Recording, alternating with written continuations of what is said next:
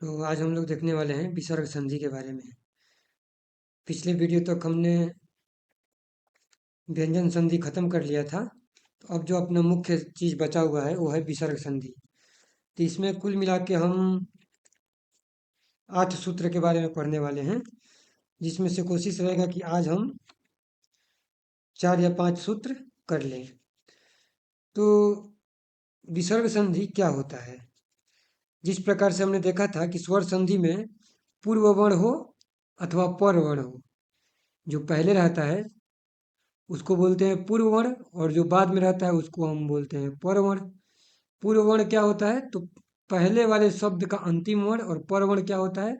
तो दूसरे वाले शब्द का पहला वर्ण, उसको पर वर्ण बोलते हैं। दोनों आपस में मिलते हैं। तो स्वर संधि में दोनों ही स्वर होते थे, पूर्व वर्ण हो अथवा पर वर्ण हो।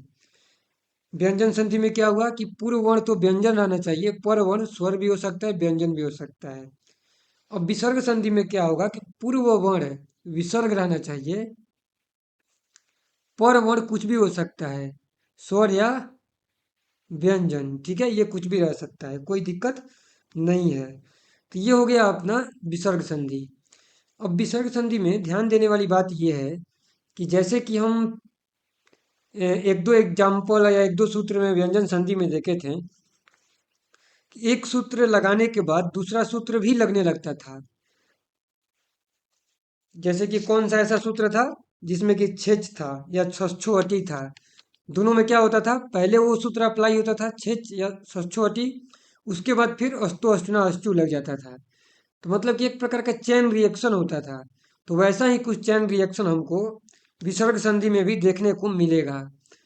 तो इन चीज़ों को थोड़ा सा याद रखने का प्रयास करना है कि ये चीज़ें याद रहें, बार बार रिवाइज करेंगे लोग तो ये चीज़ें हमें दिखने लगेंगी। इसका दूसरा कोई उपाय नहीं है। थोड़ा सा समझने के लिए है, थोड़ा सा रिवाइज करके याद रखने के लिए है। तो हम लोग इस चीज़ का शुरुआत करते हैं और अपना लेते हैं सबसे पहला सूत्र, जो कि है विसर्जनीय से सह। क्या सूत्र है? विसर्जनीय से सह। यहाँ पे विसर्ग संधि का सबसे पहला सूत्र जो अपने पास आया वो है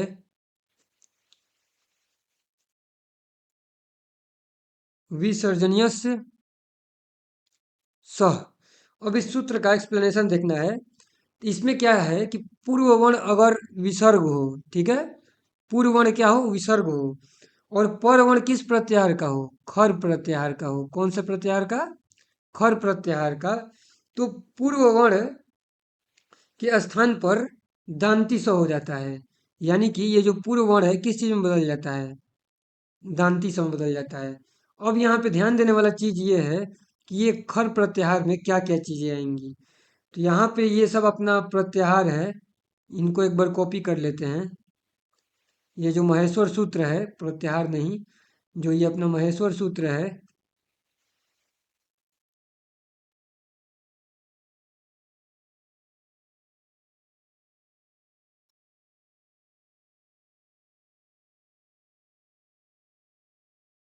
हाँ। तो अब हमको यहाँ पे देखना है कि क्या आएगा खर प्रत्याहार में। खर प्रत्याहार में क्या आएगा? तो कहाँ का ख लेंगे? ये वाला ख लेंगे, ठीक है, और ये वाला र लेंगे। यानी कि खर प्रत्याहार में क्या क्या आएगा? ख फ छ ठ थ त व नहीं आएगा क्योंकि अंतिम हो गया। क प फिर से यह नहीं आएगा। और तलाबे स मूर्धनी स दांती स, इतना सारा वर्ण किस में आ जाएगा? खर प्रत्याहार में आ जाएगा। तो विसर्जनीय से सह में अगर पहला वर्ण यानी कि जो पूर्व वर्ण है वो क्या चीज हो? खर प्रत्याहार में विसर्ग हो। पूर्व वर्ण क्या चीज हो?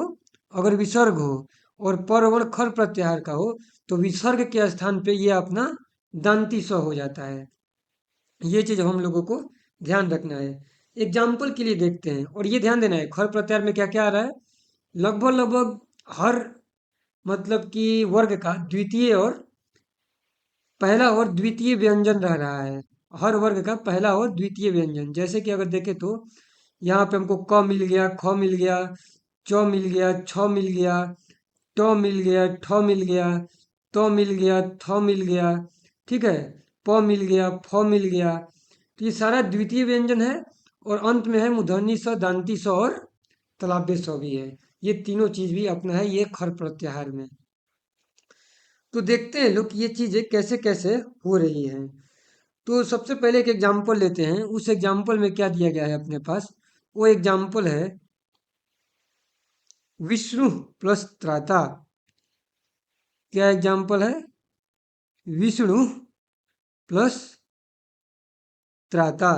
अब ये त्रा त्रा किस चीज से बना हुआ है? मतलब कि ये जो त्र है, तो त्र को अगर हम यहाँ पे तोड़ेंगे तो पूर्व वर्ण तो विसर्ग हो गया, ये तो दिख गया। और त्र को तोड़ेंगे तो इसमें आता है त हलंत प्लस र हलंत, और आ है तो आ होगा।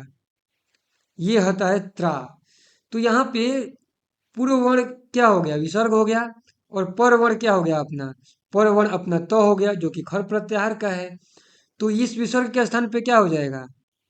स हो जाएगा। ठीक है, दांती स हो जाएगा। तो इसको हम लोग अब कैसे लिखेंगे इस हिसाब से? इस हिसाब से हम लोग लिखेंगे विष्णु। अब ये किस चीज में बदल गया? विसर्ग तो दांती समय बदल गया। और त्राता, ये बन गया विष्णु त्राता। इधर वाला का कोई फर्क पड़ा नहीं था, जस्ट हमको चेक करना था कि खर प्रत्याहार का वर्ड रहना चाहिए, वही इसीलिए इसको खोलना पड़ा त्रा वाला को। बाकी इधर वाला का कुछ चेंज नहीं हो रहा है। पर वर्ण का कोई चेंज नहीं हो रहा है। चेंज इसमें किसका हो रहा है? सिर्फ पूर्व वर्ण स्व में बदल गया। ठीक है। और विसर्जनीय से स्व में होता भी है कि सब सिर्फ और सिर्फ किस चीज में बदलता है? स्व में बदलता है। और एग्जाम्पल देखते हैं। विसर्जनीय से स्व बहुत ही इंपॉर्टेंट सूत्र है, तो इसको बहुत ही ज्यादा ध्यान से समझने का कोशिश करना है, क्योंकि इसके बेसिस पे बहुत सारे एग्जाम्पल्स हैं। और जैसे कि देते हैं पुरस्कार, तो पुरस्कार कैसे बनता है? तो पुरस्कार के लिए क्या होता है? पूरह, और इसके बाद क्या रहता है? कारह। पूरह और उसके बाद क्या रहता है? कारह। इसको हम लोग क्या बोलते हैं? पुरस्कारह। तो कैसे होगा? तो यहाँ पर भी पहला वर्ण अपना विसर्ग है, और दूसरा वर्ण क्या है? दूसरा वर्ण अगर हम लोग देखने जाएंगे तो दूसरा वर्ण में है अपना क। और क किस में आता है? क। क खुद आता है खर प्रत्याहार में। क हलंत प्लस अ लिखेंगे तो खर प्रत्याहार में आएगा। तो ये विसर्ग अब किस चीज में बदल जाएगा? आधा स में बदल जाएगा। आधा स मतलब स हलंत धांती समय। तो यहाँ पे क्या हो जाएगा? पू र, और विसर्ग बदल गया आधा स में अकार, पुरस्कार। तो ये अपना बन गया यहाँ पे पुरस्कार। और अगर हम लोग एग्जाम्पल देखें तो इसमें क्या आएगा? अगर और हम लोग एग्जाम्पल देखें तो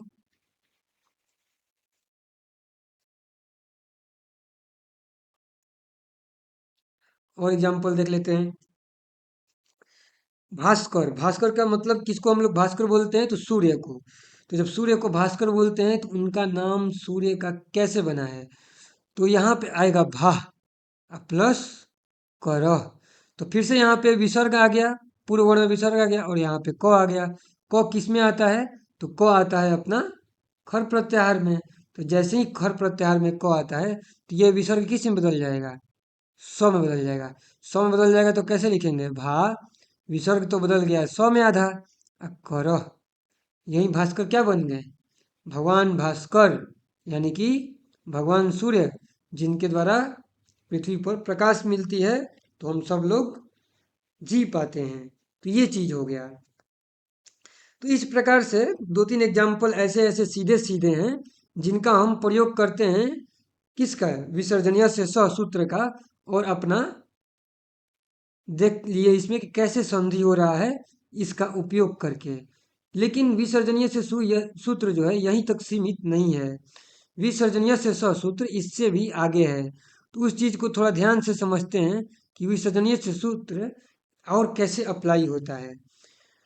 तो ऊपर में हम लोगों ने देखा कि बदलता तो था, इसमें क स में बदल के ही रुक जाता था। लेकिन अब हम लोग जो देखने वाले हैं एग्जाम्पल, विसर्जनीय से स सूत्र से पहले तो स में बदलेगा, लेकिन स के बाद फिर से व्यंजन संधि के कुछ सूत्र लग जाएंगे। वही पहला सूत्र नहीं, अस्तु अष्टुना अष्टु अथवा अष्टुना अष्टु, दोनों सूत्र लगेंगे। और दोनों सूत्र अलग अलग के चेन रिएक्शन करेंगे। मतलब एक सूत्र पे संधि नहीं रुकेगी, एक और सूत्र लगेगा, तब जाके संधि क्या होगा? कंप्लीट होगा। जैसे कि एग्जाम्पल देखते हैं। अपने पास एग्जाम्पल आ गया रामा प्लस सेते। तो रामा प्लस सेते का मतलब क्या हुआ? पहला तो यहाँ पे विसर्ग है, ठीक है, और दूसरा यहाँ पे तालव्य स है। और खर प्रत्याहार में क्या क्या रहता है? खर प्रत्याहार में ये तीनों रहता है, तालव्य स, मूर्धन्य स और दंती स।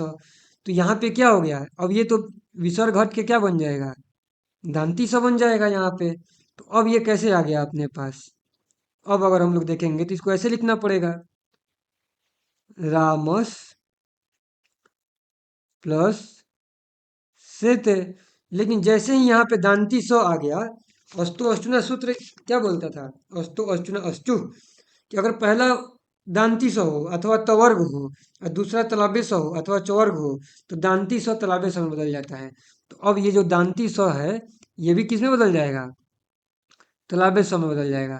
तो अब इसको कैसे लिखना पड़ेगा? राम आधा सौ और फिर इधर वाला सेते। अब ये कंप्लीट हुआ यहाँ पे, रामो से सेते। तो इस प्रकार से पहले अप्लाई हुआ कौन सा? विसर्जनीय से सह। फिर अप्लाई हुआ कौन सा? अस्तु अस्तुना अस्तु, व्यंजन संधि का। तो पहले विसर्ग संधि का अप्लाई हो गया और फिर व्यंजन संधि का भी अप्लाई हो गया। तो इस चीज को बहुत ध्यान से हम लोगों को दिमाग पे रखना है, क्योंकि इस प्रकार से ही चीजें, ऐसा जरूरी नहीं है कि एक ही बार में ये चीजें कंप्लीट हो जाएं, ठीक है? तो इसलिए हमको बहुत ही अच्छे से इसको दिमाग पे रखना है कि एक सूत्र कंप्लीट होने के बाद दूसरा सूत्र भी लग सकता है। तो इन स्थिति में तोड़ना और भी ज्यादा मुश्किल हो जाता है। अगर कोई बोल देगा कि रामस संचय का विच्छेद करो, तो पहले तो ऐसे देखना पड़ेगा, फिर ऐसे देखना पड़ेगा।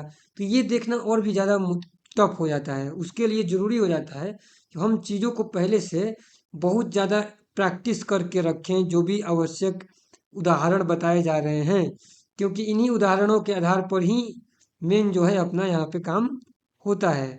अगर हम इन उदाहरणों को भूल जाएंगे तो फिर हमें चीज़ें जो हैं समझ में नहीं आएंगी। और एक एग्जाम्पल लेते हैं, जैसे कि निश्चय। निश्चय कैसे बनेगा? तो निश्चय बनने के लिए क्या करना होता है? निश्चय का अगर हम देखें यहाँ पे, तो सबसे पहले आता है नि, और इसके बाद आता है चय। ठीक है, चय। तो नि में से ये जो विसर्ग है वो क्या में बदल जाएगा? पहले दांती से में बदल जाएगा, क्योंकि विसर्ग है और यहाँ पे च है। च तो खर प्रत्याहार का है ही, तो दांती से में बदल गया। अब तो इसको फिर हम लोग कैसे लिख देंगे? ऐसे लिख सकते हैं, निस प्लस चय। लेकिन फिर से अस्तु अष्टुना अष्टु सूत्र लग जाएगा, क्योंकि दांती स के बाद चवर्ग आ गया है। तो उससे क्या हो जाएगा? ये किस में बदल जाएगा? तालाबे समय बदल जाएगा। तो अब हम लोग इसको कैसे लिखेंगे? नी आधा सौ च यह। बार बार ध्यान देना है, बार बार क्या हो रहा है? आदेश हो जा रहा है एक वर्ण का, विसर्ग का दांती से बदल गया, फिर दांती स तालाबे से बदल गया, सब एक आदेश हो रहा है। और ये बन गया अपना निश्चय। पहले विसर्ग संधि विसर्जनीय से स सूत्र से, और फिर ये हो गया। तो अभी तक तो हमने देखा जिसमें कि क्या हो रहा था, अस्तु अष्टुना अष्टु सूत्र लग रहा था। एक और एग्जाम्पल देखते हैं जिसमें हमें दिखाई देगा कि कैसे अष्टुना अष्टु सूत्र भी लगता है। एग्जाम्पल के लिए दिखा रहे हैं, राम प्लस टिकते। कौन सा एग्जाम्पल हमने लिया यहाँ पे? राम प्लस टिकते। तो इसमें भी विसर्ग है, और विसर्ग के बाद ट है जो कि खर प्रत्याहार में आता है। तो विसर्ग किस चीज में बदल जाएगा? दांती सम बदल जाएगा। तो हम इसको कैसे लिख सकते हैं दांती सम बदलने के बाद? रामस प्लस टिकते। लेकिन जैसे ही देखें कि दांती स के बाद टवर्ग है, तो फिर से लग जाएगा अपना व्यंजन संधि का तीसरा सूत्र, अष्टुना अष्टु। तो उसके द्वारा ये दांती स किस चीज में बदल जाता है? मूर्धन्य स में। तो अब हमको कैसे लिखना पड़ेगा? रामस टिकते। और इसी को जोड़ के कैसे लिखते हैं? राम आधा मूर्धन्य स टिकते, रामस टिकते। तो ये हो गया अपना कंप्लीट यहाँ पर। ठीक है, तो यहाँ से ये जो चीजें हैं ऐसे ऐसे ये हो रही हैं। तो विसर्जनीय से सूत्र में हमने ये देखा कि एक बार तो ऐसा एग्जाम्पल है जिसमें सिर्फ अकेले विसर्जनीय से सूत्र लग रहा है और काम हो जा रहा है। कौन कौन सा वो एग्जाम्पल था? तो वो एग्जाम्पल था जैसे कि यहाँ पे भास्कर, ठीक है। उस एग्जाम्पल में क्या कहते हैं? जैसे ये भास्कर हो गए, विष्णु त्राता हो गए, पुरस्कार हो गए। ये सारा तीनों ऐसा एग्जाम्पल था जिसमें सिर्फ और सिर्फ विसर्जनीय से स सूत्र लगता था। इसके बाद हमने देखा रामश टिकते और निश्चय। इन दोनों में क्या हुआ? इन दोनों में विसर्जनीय से स सूत्र लगने के बाद अस्तुना अस्तु सूत्र भी लगा। ये जबकि रामश टिकते में क्या हुआ? विसर्जनीय से स सूत्र के बाद अष्टुना अष्टु सूत्र भी लगा। तो इस प्रकार से हमने देखा कि किस प्रकार एक सूत्र के बाद दूसरा सूत्र भी लग रहा है। तो विसर्जनीयस्य सह सूत्र जो है एक इम्पोर्टेंट सूत्र था, जिसको कि हम लोगों को याद रखना था। दूसरे सूत्र पे चलते हैं। दूसरा सूत्र में क्या दिया गया है और ध्यान से देखते हैं दूसरा सूत्र को।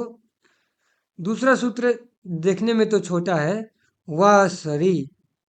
ये देखते हैं कि क्या इसका काम बड़ा है या आसान है।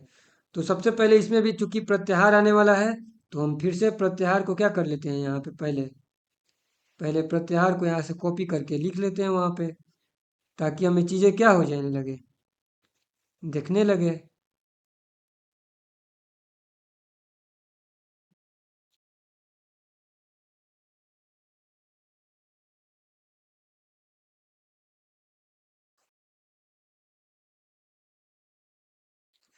तो ये आ गया अपना यहाँ पे सारा महेश्वर सूत्र है।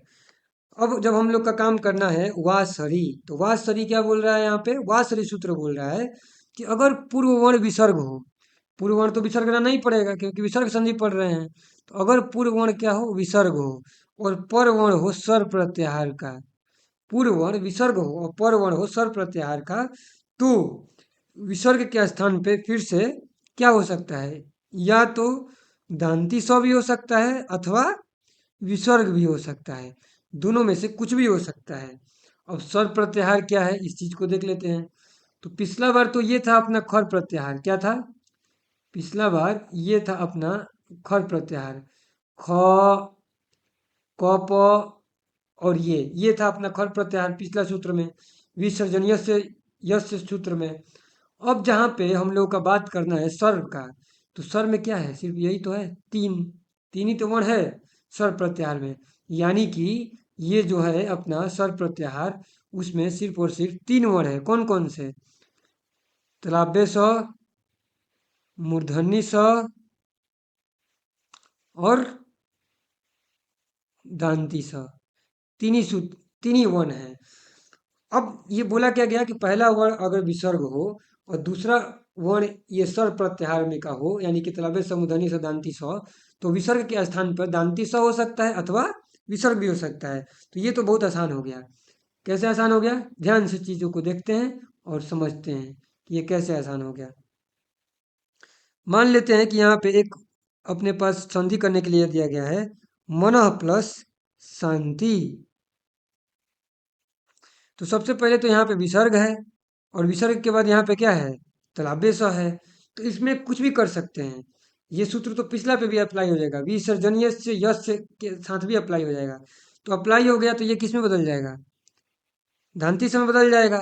ठीक है, और दांती समय बदलने के बाद फिर से ये किस में बदल जाएगा, ये भी हम लोग को पता है कि दांती समय पहला बार में बदलेगा, और दांती स के बाद चूंकि इधर तालव्य स है, तो फिर तालव्य स में भी बदल जाएगा।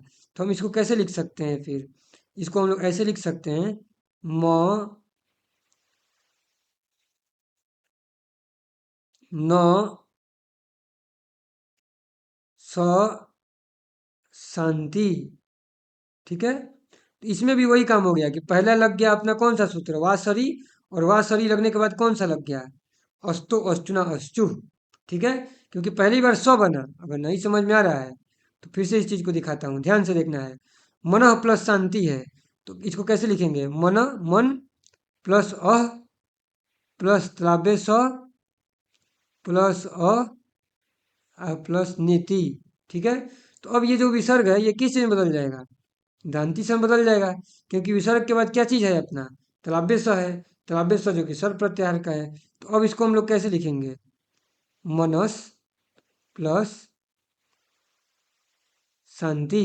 अब एक बार जब ये मनस में का स आ गया, तो ये जो दांती स है ये किस में बदलेगा अब, क्योंकि चूंकि इसके बाद तालव्य स है, तो दांती स भी खुद तालव्य स में बदलेगा अस्तु अश्चुना सूत्र से। इसको हम लोग कैसे लिख सकते हैं, मन आधा स शांति। छोटा करेंगे तो कैसे लिखेंगे, मनस शांति। तो इस प्रकार से जो ये चीजें हैं यहाँ पे अपना बन रही है। इसी प्रकार से एक और एग्जाम्पल ले सकते हैं और देख सकते हैं। ये तो हो गया अपना मन का शांति। दूसरा एग्जाम्पल, ये महाभारत का एग्जाम्पल है। महाभारत में एक चरित्र था जो कि दुष्ट चरित्र था एक प्रकार से। उसका नाम था दुशासन। दु प्लस शासन। तो इसमें भी पहला वर्ग विसर्ग है, दूसरा वर्ग तलाबे स है। तो विसर्ग किस चीज में बदल जाएगा? दांती समय। तो यहाँ पे कैसे लिख सकते हैं? दु स शासन। अब चाहे तो हम इसको यहीं पे छोड़ दें, लेकिन चूंकि अस्तो अष्टना सूत्र लगेगा, तो ये क्या हो जाएगा यहाँ पे से आगे? दु, और जो दांती स है मूर्धन्य स बन जाएगा अशासन। दूसरा तरीका क्या हो सकता था? यहाँ पे हम इसको विसर्ग के रूप में भी जोड़ के लिख सकते थे, क्योंकि वह सरी सूत्र क्या बोलता है? या तो उसको दांती से बदलो या फिर विसर्ग में बदलो। ये जो मनः शांति था, इसको भी ऐसे कर सकते थे, सीधे जस चिपका के लिख देते हैं, कोई गलती नहीं होता, सीधे चिपका के लिख देते हैं। तो उसी प्रकार से दुशासन को भी सीधे इतना संधि करने के बजाय कैसे लिख सकते हैं? दुह शासन। ये भी सही है, ठीक है। तो ये जो है शब्द हैं, इन शब्दों को सोचना है और समझना है कि कैसे कैसे इनके बीच में संधि हो रही है, नहीं तो हमको संधि समझ में नहीं आएगा। इसके बेसिस पे और एक दो एग्जाम्पल है, वो खुद से करके आदमी देख सकता है। चीजें वही है, पहला बार में वासरी सूत्र लग रहा है, इसके बाद व्यंजन संधि का सूत्र अस्तु अश्चुना अश्चु लग जा रहा है। अब हम लोग चलते हैं अपना अगला एग्जाम्पल पर, ठीक है। अगला एग्जाम्पल क्या है? अगला एग्जाम्पल नहीं, अगला सूत्र। अगला सूत्र क्या है इसका? अगला सूत्र है स सजुसो रूह। स सजुसो रूह, यानी कि पद के अंत में स्थित स और सुजस के स का रूह हो जाता है। यानी कि पद के अंत में क्या रहना चाहिए?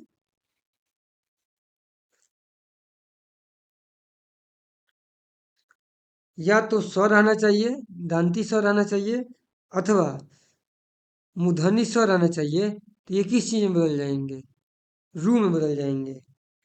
ये यहाँ पे हो गया कि पद के अंत में स्थित दांती स और मूर्धनी स का रूह हो जाता है। ये सजुसो स सजुसो रूह सूत्र है। स सजुसो रूह सूत्र है, जिसमें ये बताया गया कि पहला, अगर पद के अंत में दांती स हो अथवा मूर्धन्य स हो, तो उनका क्या हो जाता है? रूह हो जाता है। और ये सूत्र अपने आप में इतना ही है, इसके बेसिस पे डायरेक्ट कोई एग्जाम्पल नहीं है, ठीक है।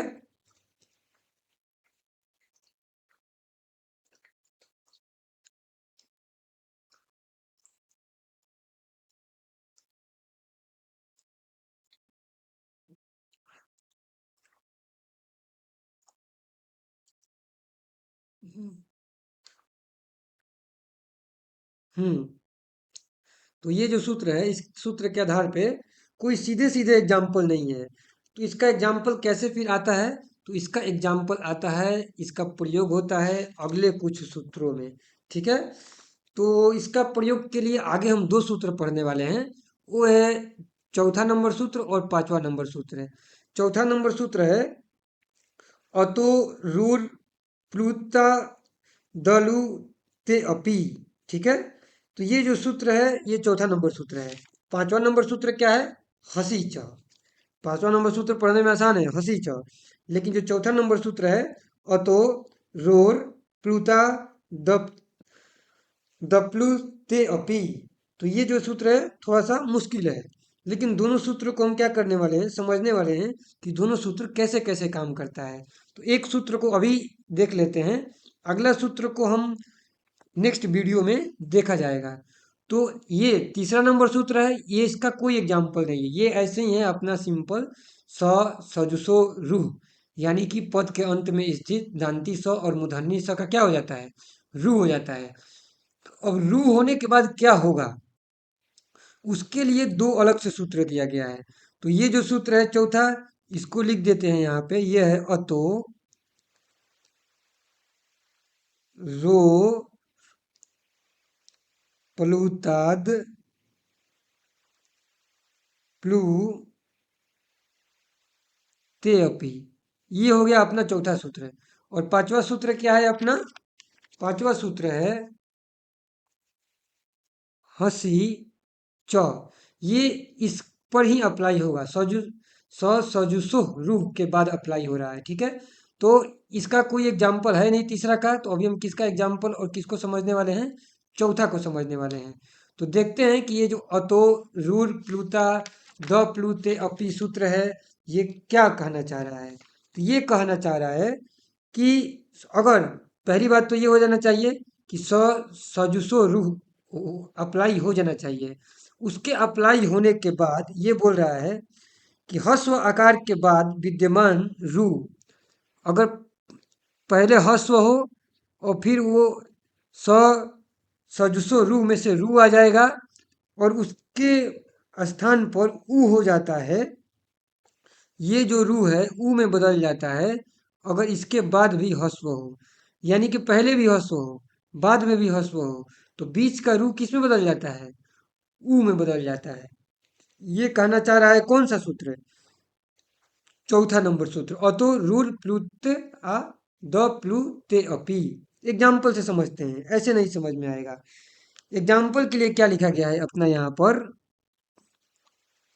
लिखा गया है सी बस, ठीक है, ध्यान से देखना है।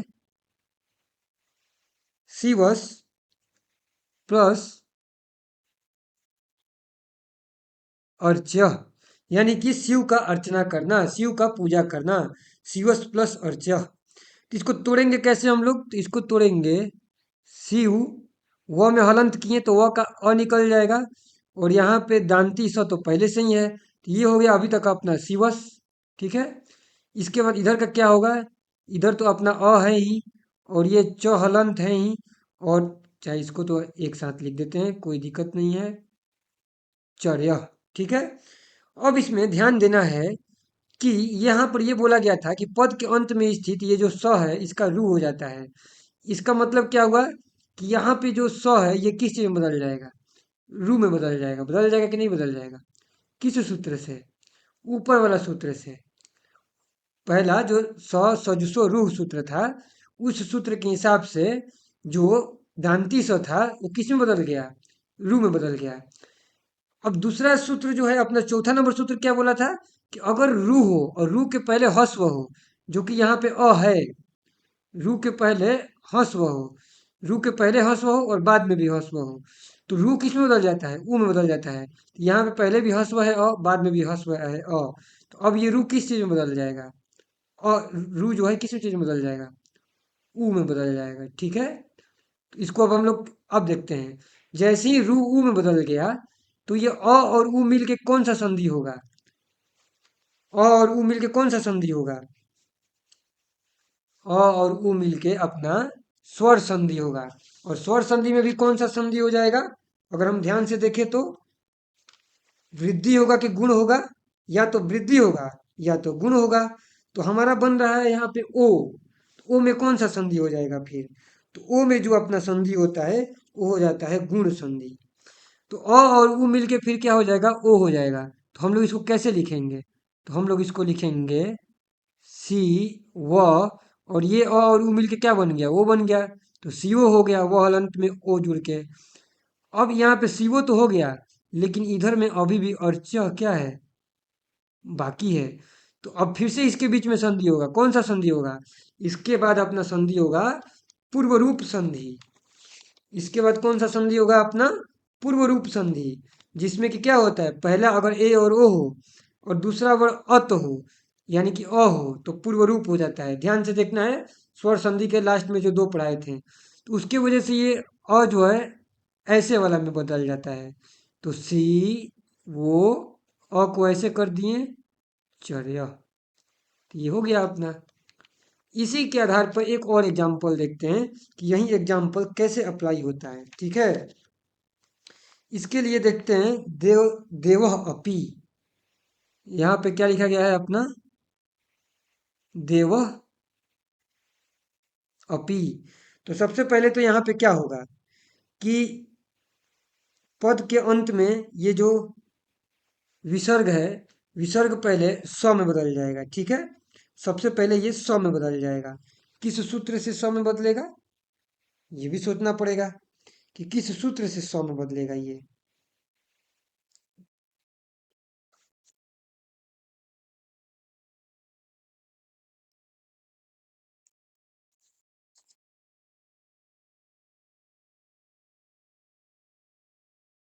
ह्रस्व हो, विसर्ग स में बदल जाएगा।